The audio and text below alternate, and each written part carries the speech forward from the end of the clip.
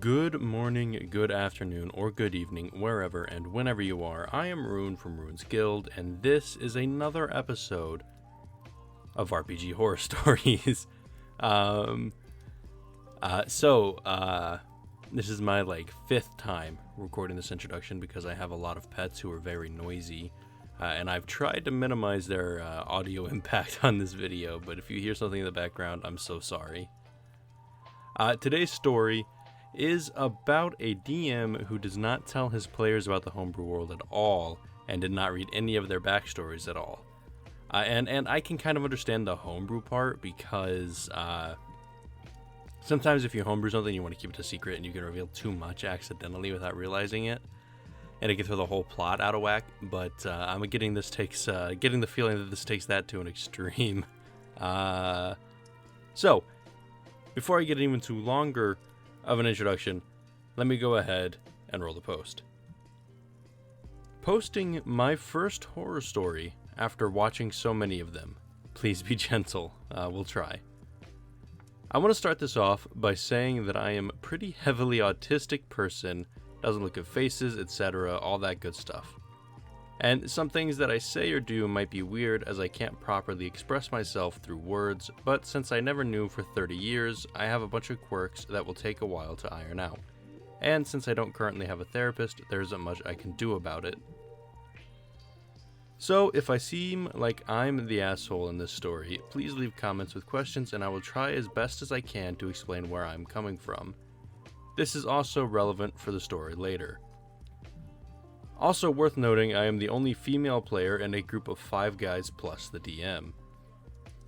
The characters aren't really important, the DM is the main problem here, with the players only becoming 1 at the end of the story, and only the rogue becomes relevant as he gets instantly killed by snakes while we are level 1? Okay. So, I've been looking for a game to take over 1 on Saturday that fizzled out due to some bad communication and a player that stepped well over the lines that should have been drawn in session 0, if we had ever had one. But that's a horror story for another day. It was a long-running game set in Wildmount, and so I was looking for another long game, and naturally went to Roll20 to find a game that would suit my times and my requirements. I finally found one that advertised being played on Saturday from midnight into the early morning, which was perfect. It also expressed that it was a homebrew Rune'sGuild style game with other character backstories being set at the forefront of the game. Naturally, this was perfect for me since I love focusing on character backstories, even if it's not mine, since I love player creativity. So, I put in my application and got accepted. And my character is a Tempest cleric who, out of fear, follows Talos because he was chosen by the god and his life was saved by him when he was a pirate. My character's backstory is pretty fleshed out since I wanted to give the DM as much to work with as possible since it, along with everyone else's, was supposed to be a focus for the game. My character had a mother and sister who all lived in absolute squalor, and so he turned to piracy to try and give his family a better life. At the start of his story, he was an atheist, which in this universe only means you don't get to feel any of the gods are worth or following. It's a bit hard to deny that they exist in this universe, so basically, like Leonins, he started off with pirates hating what they did, but ended up jaded by the work and actions he was responsible for, darkening his heart. During a battle, they were losing with a merchant ship. His rage and desire for destruction sparked the interest of Talos and the gods saved him, believing him to be an ideal conduit for his evil ways. And he was, since he feared death and wanted to finally give back to the world that gave him such a horrible life. This was until one raid where he was readying to throw a wounded man overboard, and the man gave him a small story about the family he had to provide for and a daughter that he wouldn't see born and hold in his arms. This shakes my character to his core, and he gives up on piracy, and steals from the captain to send the money to the family of the man he killed and then flees. He is now seeking a new god to help him get away from Talos to avoid being smote for abandoning the evil god who demands unwavering obedience and seeks redemption for his acts of evil. So, after I finished writing this, I sent it to the DM, and at the time had no idea he didn't read it, and everyone else only had a paragraph and most of their backstory, which confused me since they were supposed to be a focus. I only know this because everyone posted it in the open for all to see, which I was a bit disappointed with since I'm a show don't tell person, and if you know about my character, ask him and get to know him. But that's not my main concern since I didn't read anyone else's stories, as I like finding out naturally. As of now, before Session 0, there is no information on the world. Nothing. No info on the gods, which pantheon he follows, or if he's made some of his own, or places, or maybe political structure. We don't know anything, except that we are trying to join an adventuring guild. This was a bit iffy to me, since we should at least know something about the world we are stepping into, shouldn't we? Especially since it's homebrew. Session 0 rolls around, and I already have reservations about this game. During the session, I make sure everyone knows that I'm autistic, and there will be times when I might say something that might annoy someone, and they need to tell me later so that I know what I did and what to avoid. There will be times when I don't understand something and need to have it explained to me in better detail or different wording, but I will try my best. They are dismissive of this, and that also sets off another red flag, because this is a legitimate issue that may affect the game at some point. But I push past it and go, okay, well, hopefully they'll be understanding when it does come up, but spoiler, that didn't happen. We get past the ground rules, and the DM is still not even remotely being forthcoming with any information on his world, which in hindsight at this point I probably should have asked, and I accept that as my mistake.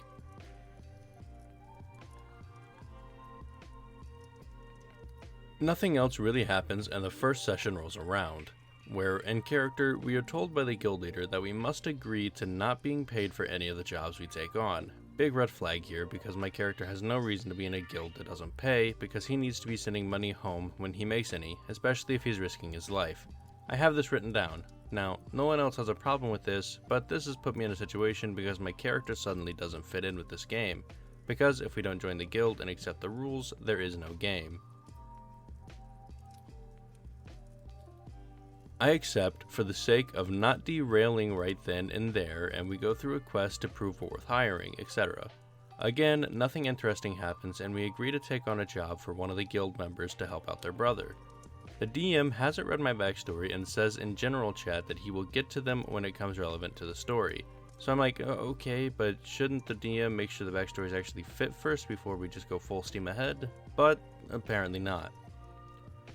And at this point, I still haven't said anything about it because I have a bad history with talking to DMs about concerns I have, and them either yelling at me and dropping the game entirely, so I have DM anxiety, and I can't handle confrontation or I shut down emotionally and don't come back for a week or more.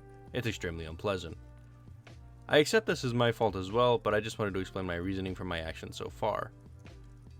We end up finding out that the D&D equivalent of Aryan racists, that came out of nowhere, of Aryan racists are trying to destroy the brothers' village because they are goblinoid and impure, but are a peaceful and pleasant village unless attacked by the racists. We find out that the racists have, sorry, that's just a lot of word for racists, it's a lot. We find out that the racists have taken the village shaman hostage and they need her back, so we infiltrate the fort, which is a ripoff of Irontown from Princess Mononoke. While there, my character sees someone in the holding cages near the dogs and goes to see what's up. He finds out the guy is a cleric of Talos as well, and it's to this point I find out Talos in this universe is peace, love, and light, which for a second time ruins my backstory, and I have no reason to even be following Talos, let alone trying to find a god who can save him from Talos. It's at this point when I'm truly sure I am not invested in this game anymore unless I swap out characters, and I need to have a talk with my DM despite my reservations. Another nail in the coffin is that I was insulted by the DM for the way I sneeze. Now I'm a small human, so I have the equivalent of anime girl sneeze for context, and this attitude really bothered me. It's not something I have control over. After the game, I finally talked to the DM and the conversation went downhill in about 0.5 seconds flat. I ended up having to screenshot my conversation with him because I was utterly confused as to what I had said to him, to set him off. And after showing two people, I didn't know these people personally and wanted an objective opinion, so I asked a gaming Discord server that I was in, which also had a D&D chat. It was confirmed that I did nothing wrong unless the DM got defensive from go and didn't like to be questioned in the slightest. He accused me of calling him out, being argumentative, and that I could do more work than all of you combined, so I'm not going to provide unnecessary information on my world. God. I tried to explain this made my character not fit, that I would like to change, and he didn't like that either. He got annoyed at me that I dared to want to bring a character to the game that would fit better, and then ghosted me after. I was ready to quit right here and now, but some other people convinced me to give it another chance with my new character, and so I listened to him and did exactly that, which I regret doing even now. The week with the session before I got to swap characters, my CFS, chronic fatigue syndrome, was hitting me extremely hard, and 2 hours before the game I posted in chat that I was extremely tired and might be a little off during the game, though I would try my best and everyone said it was fine, and so we moved on to the session. It rolls around and we get in VC. My voice is extremely gravelly and I tell everyone I'm foregoing my character's voice today for obvious reasons and they say it's fine.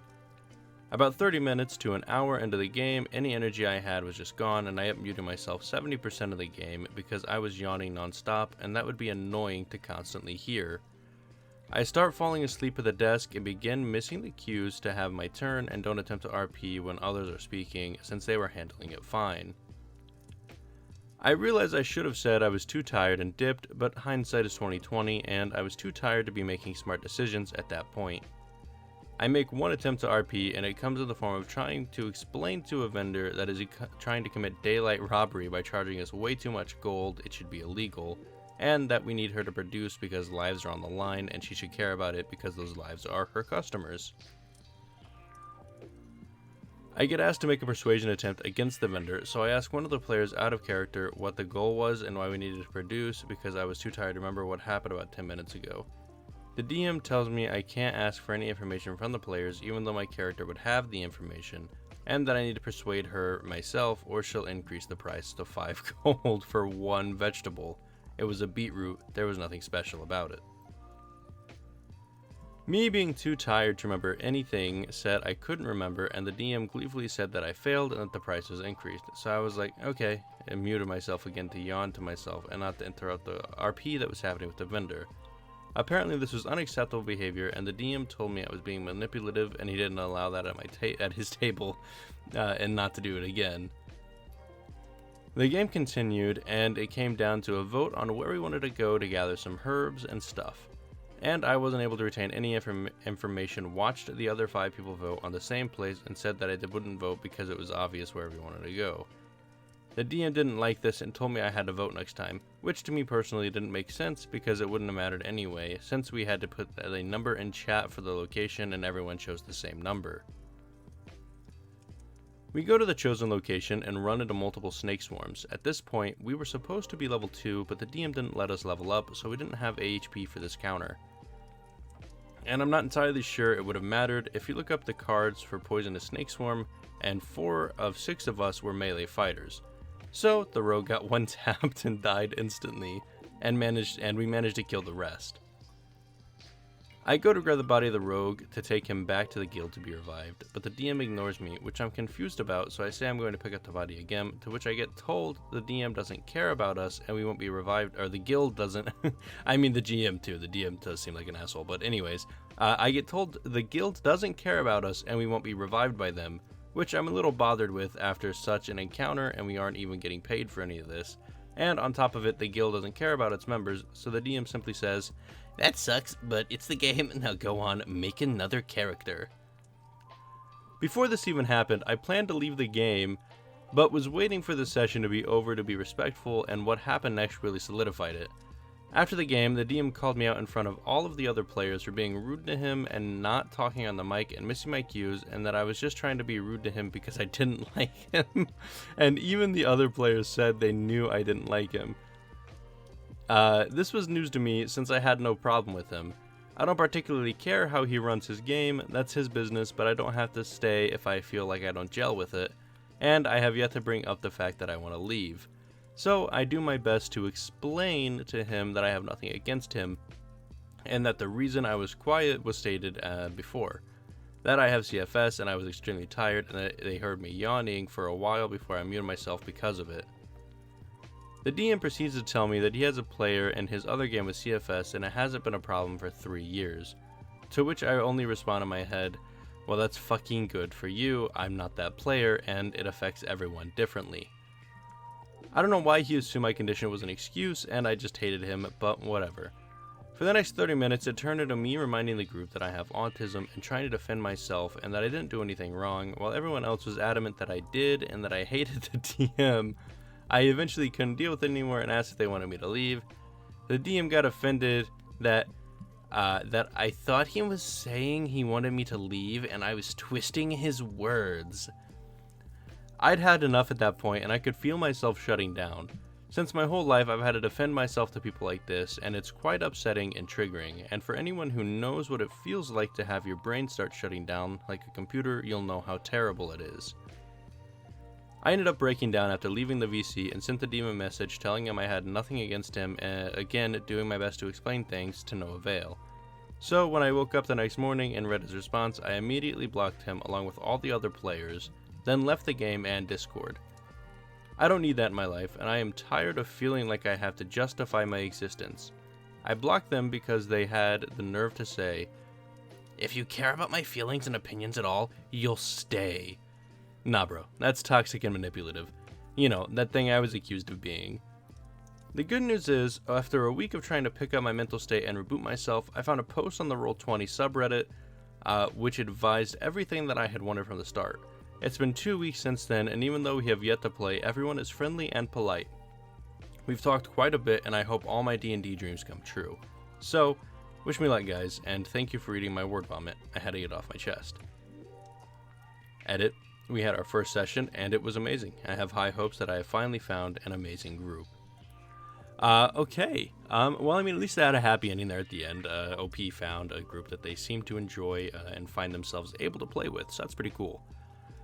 Me personally, I wouldn't be upset at OP. I mean, there are some times where I mean, as far as upset as I would get would be like, hey, just go to bed. If you can't be here, like, mentally and presently, just go to bed. It's not an issue. We can fill you in on what happened. I'll send you a blurb after about everything that happened. Like, I try to make sure my players know when I start any campaign, I try to make sure that they know that I'm never going to hold missing a session against them if it's like a legitimate reason. You know, if you're exhausted, if you need to sleep, if you have work, family, anything like that, you know, miss the session. Real life comes before the game.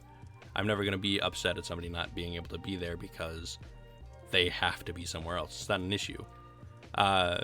So the only thing that I would say to this is I would probably get annoyed at OP for just not going to bed or just resting, you know.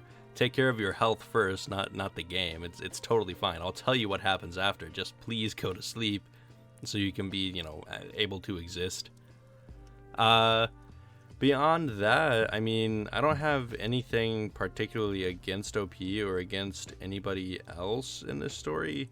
The DM, obviously, there at the end turned kind of manipulative. I mean, that was like straight textbook, like, I don't know if gaslighting is the right word for it, but like straight textbook just being manipulative.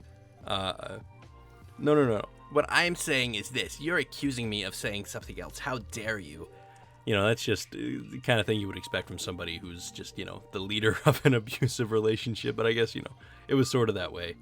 Beyond that, I guess I would say OP, if you have... Obviously, OP, you know, looking back on it, said, you know, 2020 hindsight, they should have just left and not showed up for that session. Totally fine. But just in the future, I guess that's really all I could say. Just be more aware of how you are, and if you start feeling exhausted, you know, just don't go to the session.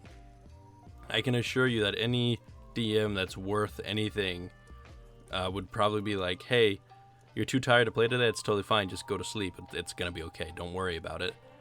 But I suppose that's really all I have to say, and that brings us almost to 20 minutes with one story, so I guess the other ones I have prepped here are going to be in future episodes.